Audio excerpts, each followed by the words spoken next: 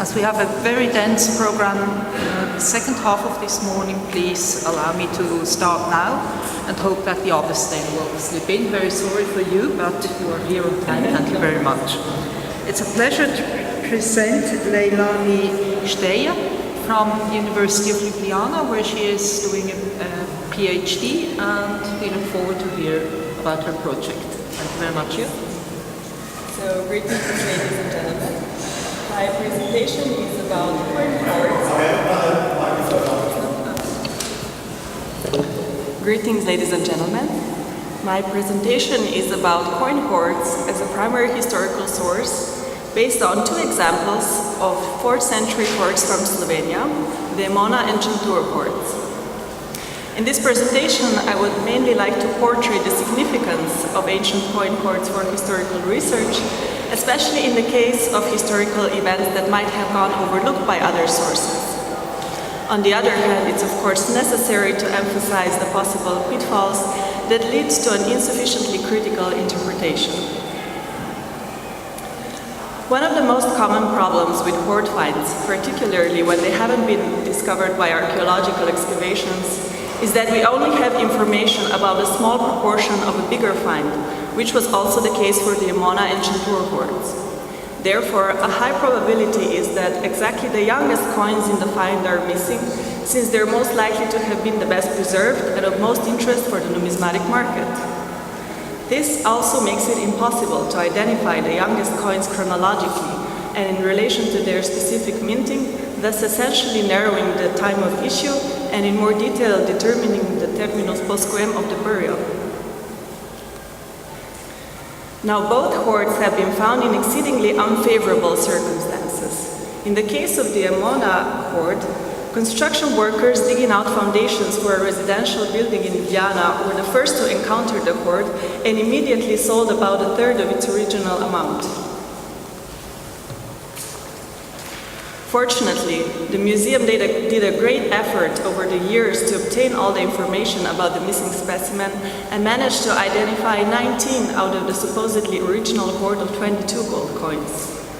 Today, the Slovenian National Museum stores 6 specimens, while there are supposedly 2 more gold coins in private collections in Ljubljana, but it's not possible to obtain data about them since the owners refused to contact the museum staff.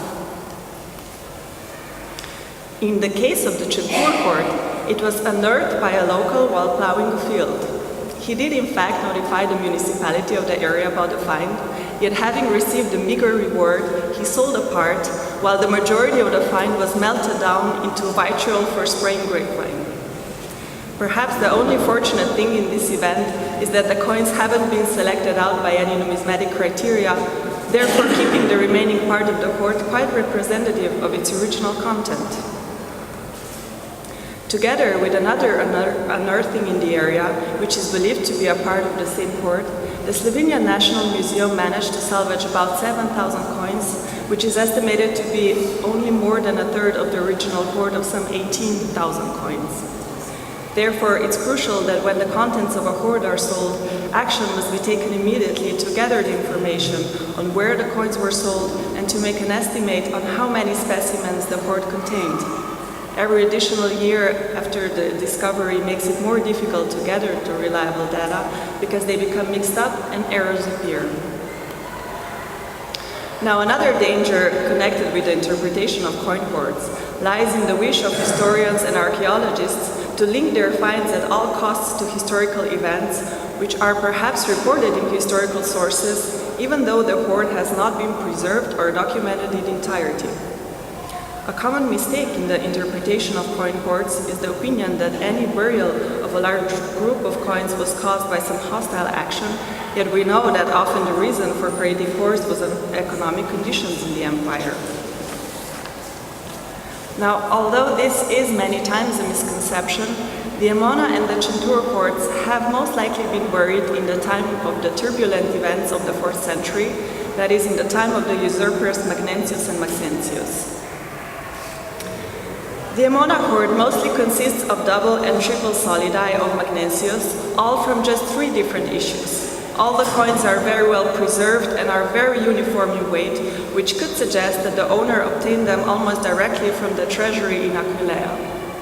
It's difficult to determine whether this is an isolated instance of burial stemming from an immediate threat or a final act of accumulation which was followed by a disaster. But since it was found in the very center of Emona, the owner could have been a high-ranking civil official who paid his affiliation to Magnentius' side with his life when Constantius II's army conquered the city. Confirming with this statement, we have also other finds that could be linked to Magnentius' occupation of Emona, one of them being another burial of late Roman gold coins. His personal presence in Aquileia in the beginning of March 350 AD confirms the triple solidi, which on the reverse show the scene of his arrival. Although the majority of Magnentius' army and himself were based in Aquileia, Emona surely had to accept a significant amount of army inside its walls as well. Thus, Magnentius had enough reasons to have well-paid confidentials. In the next year after Magnentius' defeat, Constantius II occupied Aquileia in the beginning of September 352 AD. He must have occupied Emona only a few days prior. On this assumption, we could date the burial of the Magnentius' multiple solidi hoard in the end of August 352 AD, from which time there is a find of Magnentius' silver bars as well. In the time of Magnentius' reign, sources have no mention about Emona. Therefore, our only source from this turbulent time in the city are finds which revive the critical situations from when they stayed underneath the ground. In the case of the Čentur hoard, we also have other factors speaking in favor that the hoard was a part of an army chest and that it can be dated in the time of the usurper Maxentius. Firstly, the Čentur hoard was estimated to be exceptionally large, with a high share of coins from Maxentius' mints. Secondly, we can rely on the fact that the configuration of the terrain on which the hoard was discovered shows a strategically good and easily defendable position. Besides the massive and compact hoard, there are other archaeological evidences testifying in favor of a military base, including other coin finds and accumulated building material in the vicinity of the area. Furthermore, even the name of the area, Čentur, deriving from the Latin term centuria, indicates that there used to be a military base. The mints lead us into the year 310, when Maxentius' power stretched from northeast to the Italian border, which included the whole Istria region. When in November 308 AD, Licinius was proclaimed emperor of the West, his first task was to defeat the usurper in Rome and claim his territory. The presumption that there actually came to Licinius' attack on Italy, of which historical sources again do not report, could be made on the strategic location of Čentur in connection with Maxentius' hoard find. It could be concluded that Licinius, on his march against Maxentius, conquered the whole Istria region and at the same event conquered the Čentur military base in the summer months of 310 AD. So to conclude, even though incomplete hoards may be misleading in their interpretation, there can be cases where other aspects, such as additional archaeological evidences, the position of the hoard's unearthing, or exceptional representation of specimens in the hoard, may testify in favor of their chronological and historical accuracy.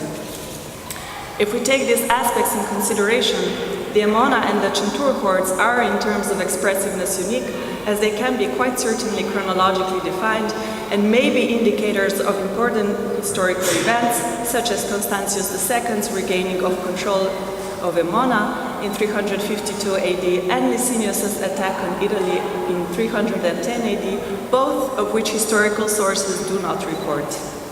Nevertheless, when researching hoards as a primary historical source, if we try to be careful not to succumb to their potential pitfalls, they can reveal an abundance of invaluable data pertaining to the events unfolding in the Roman Empire at the time. Thank you very much.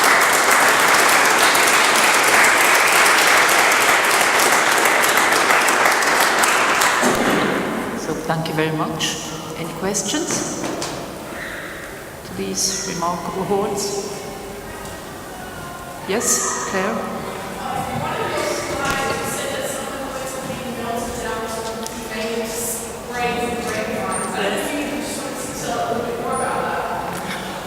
I mean, there's actually not so much to tell about, but he thought that the reward that he received from the municipality of the area was not enough for him, and since he was a farmer and he had a lot of grapevines, he thought it would be better if he just melted down the hoard.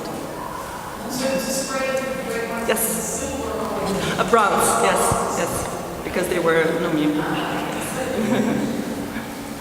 Something to do with copper salt. I don't know what it is exactly, but some copper salt spray.